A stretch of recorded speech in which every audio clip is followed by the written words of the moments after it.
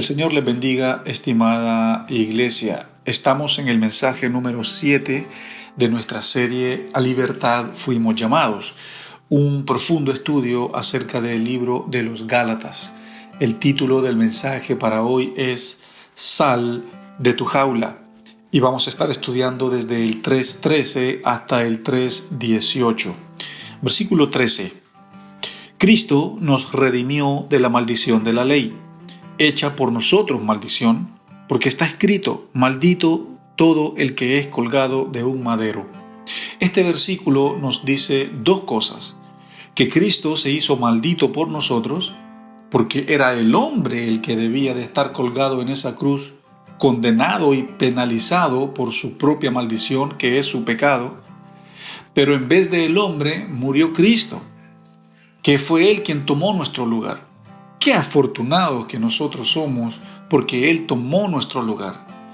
Y segundo, este versículo también nos lleva a convencernos de que es imposible y también ridículo lograr la aceptación de Dios por nuestros propios medios.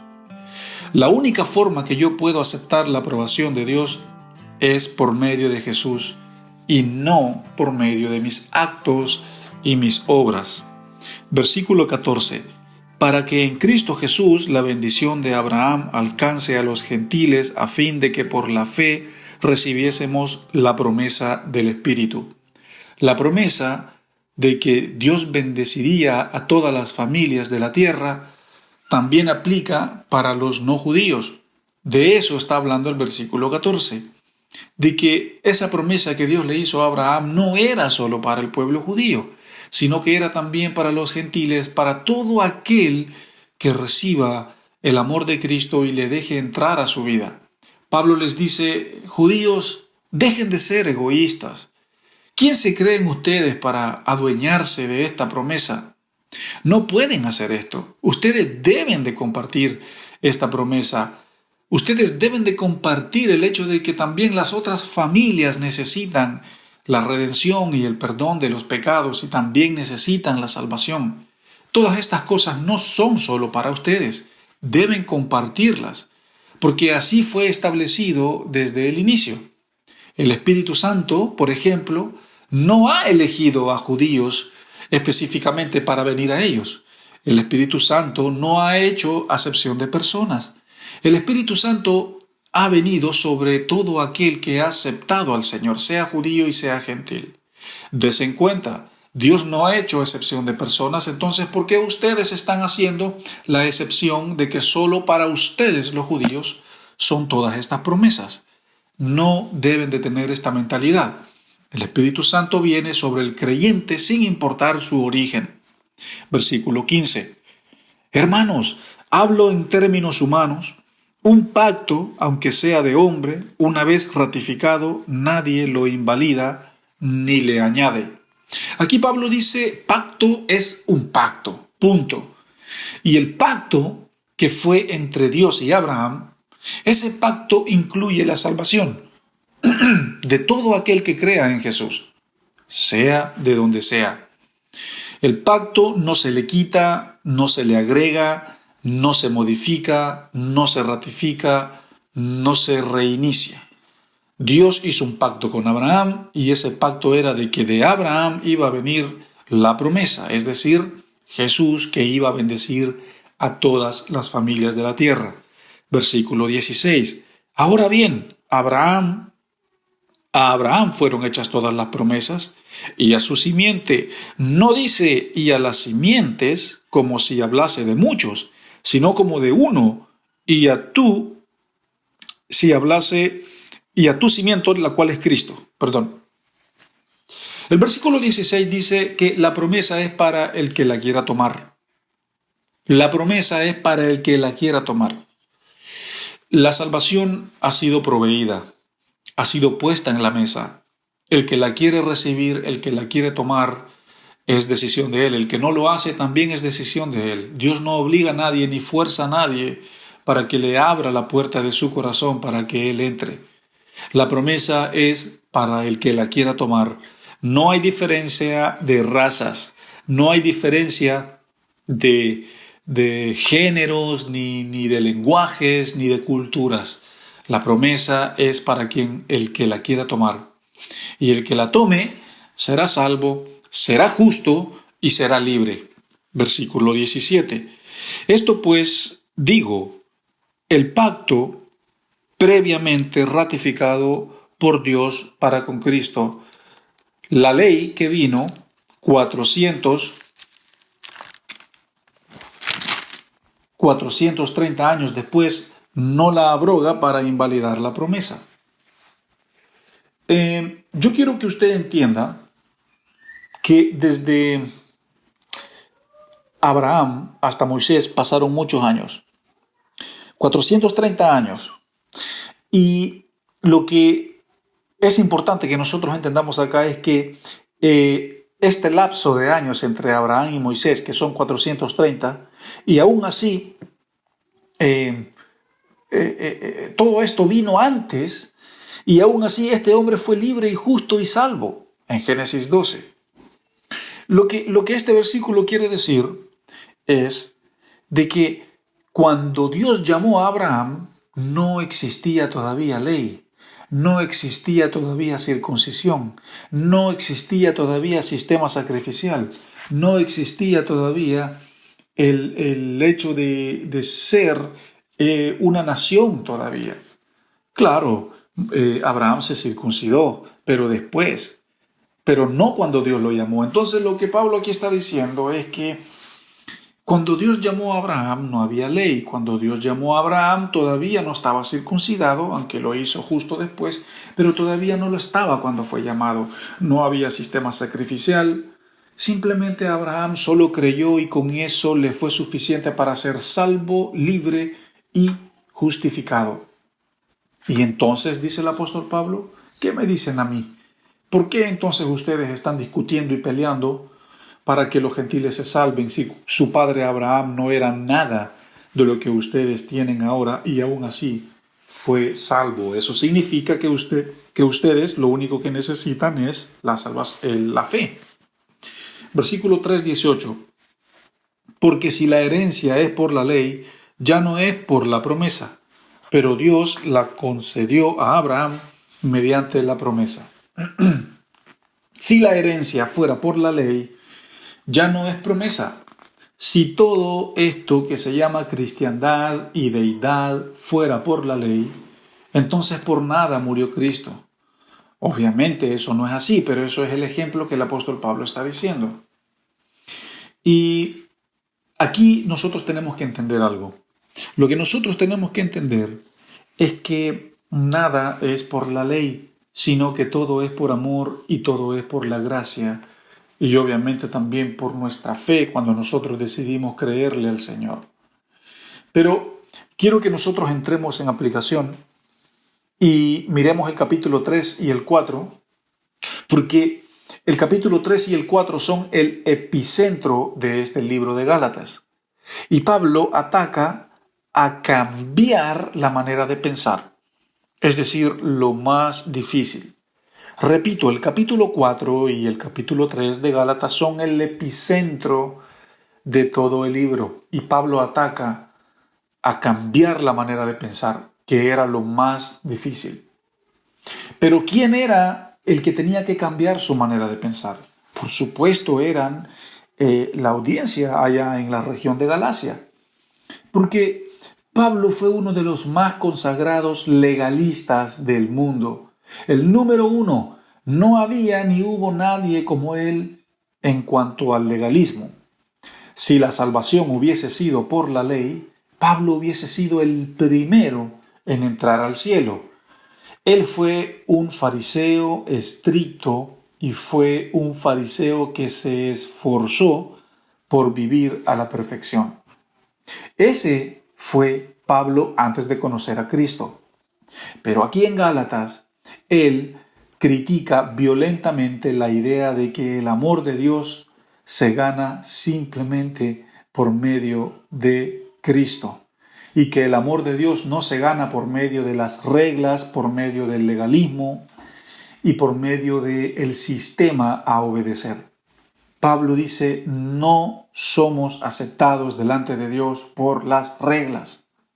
Nadie ha podido obedecer perfectamente, letra por letra, a la perfección, las leyes de Dios. Y los que lo han intentado terminan en el fracaso y haciendo el ridículo. Pablo está haciendo un contraste entre un hombre preso y un hombre libre, entre un huérfano y un niño legítimo. Analicemos sus comportamientos. Actúen como un hijo privilegiado, dice Pablo, que hereda una gran fortuna.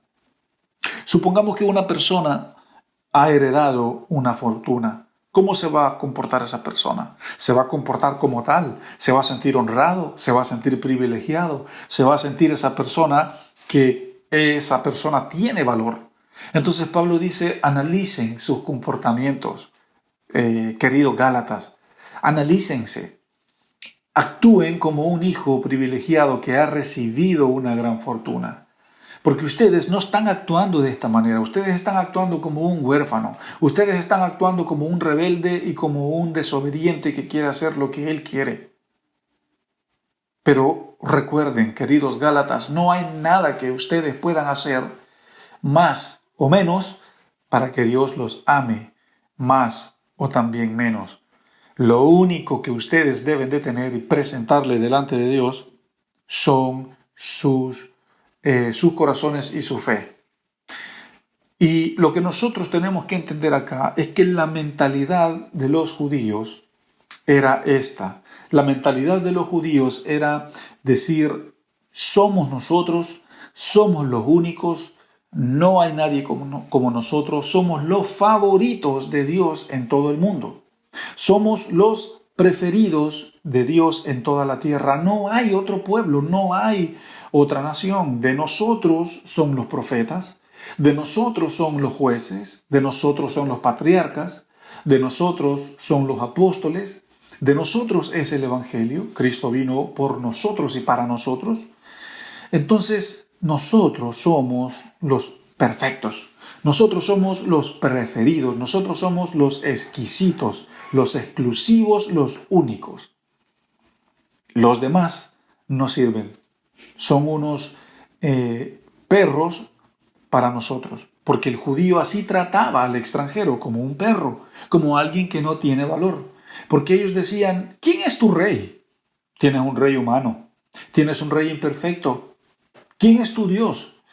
Tu Dios no es como el Dios de nosotros. Tu rey no es como el rey que nosotros tenemos. Eso era la mentalidad de los judíos. Esa era la forma de ver las cosas. Y por eso Pablo aquí les está animando a cambiar esa mentalidad. Porque Cristo ya vino y la ley ya murió. Entonces ya no tienen que vivir con esa mentalidad. Y para esto, para que usted, amigo oyente, pueda entender la mentalidad de un judío, para que usted pueda entender la mentalidad de la audiencia de los cristianos de allá de la región de Galacia, yo quiero ponerle un ejemplo. Y este ejemplo tiene que ver con una jaula. Porque analicemos, la ley fue como una jaula para los judíos. Desde niños fueron metidos a esa jaula, es decir, a esa ley, a ese sistema, a ese formato, para ser protegidos del pecado, porque la ley, el trabajo y el propósito de ella era para mostrarle el pecado a su pueblo, y para que la misma jaula, es decir, la ley, les mostrara su pecado. Pero ahora esa jaula los estaba esclavizando y los estaba encerrando, y por eso ellos tenían miedo de vivir afuera de esa jaula, es decir, afuera de esa ley. Y eso suele pasar también con nosotros, porque nosotros desde niños crecimos en una jaula. Toda la niñez, toda la juventud, toda la adolescencia y toda la adultez, muchos aún estando todavía en Cristo, aún viven en esta jaula. Y hemos estado tan acostumbrados a esta jaula que es difícil dejarla, porque toda la vida hemos vivido allí. Pero nosotros no fuimos diseñados para vivir en esta jaula. Por ejemplo, piense usted en lo siguiente. Un pájaro que se cría en una jaula siempre va a pensar que volar es malo. ¿Por qué el pájaro va a pensar siempre que volar es malo? Porque desde pichoncito lo metieron adentro de una jaula y todo lo que él conoce y todo lo que sabe acerca de la vida está adentro de esa jaula. Pero naturalmente un pájaro no fue creado para vivir adentro de una jaula. Pero como vivió en la jaula toda su vida, siempre va a pensar que volar es malo, que volar es una enfermedad, pero en realidad no lo es. Y este es el problema. Esto es lo que les estaba pasando a los judíos. Cristo nos llama a salir de esta jaula. De hecho, Él ha roto la jaula y ha abierto sus puertas para que nosotros salgamos de ella. Yo quiero que pensemos también o analicemos otro pasaje bíblico.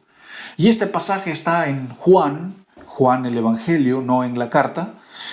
El Evangelio de Juan 11, 38 hasta el 44. Aquí tenemos nosotros la historia de un hombre que se llama Lázaro. Un hombre que había muerto. Vamos a ir a las Escrituras, vamos a ir al Evangelio de Juan, capítulo 11, para que podamos leer versículo por versículo esta historia de la que estamos acá ilustrando nuestro mensaje. Veamos acá en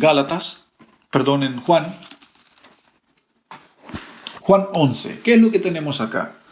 En Juan 11, del 38 al 44, repito, tenemos la historia de Lázaro. Y vamos a leer. Jesús, profundamente conmovido otra vez, vino al sepulcro. Era una cueva y tenía una piedra grande puesta encima. Y dijo Jesús, quiten la piedra. Marta, la hermana del que había muerto, le dijo, Señor, esto ya apesta, porque ya tiene 4 días. Y Jesús le dijo, ¿no te he dicho, mujer, que si crees verás la gloria de Dios? Entonces quitaron la piedra de donde había sido puesto el muerto, y Jesús, alzando los ojos a lo alto, dijo, Padre, gracias te doy por haberme oído. Yo sabía que siempre me oyes, pero lo dije por causa de la multitud que está alrededor, para que crean en que tú me has enviado.